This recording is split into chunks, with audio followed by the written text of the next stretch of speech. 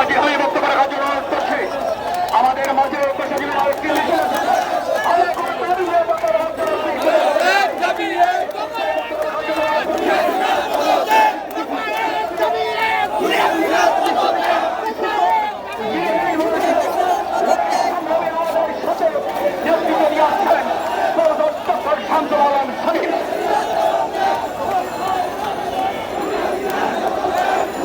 সম্মানিত উপস্থিতি, আজকে বক্তৃতা দেওয়ার সময় নয়। আজকে রাজপথে থেকে সন্ত্রাসীদেরকে বিতাড়িত করার সময়।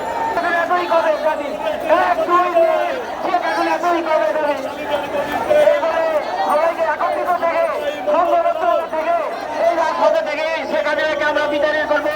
অবশ্যই আমরা বিজয় হবো। বিজয় নিয়ে আমরা রাজপথে থাকবো।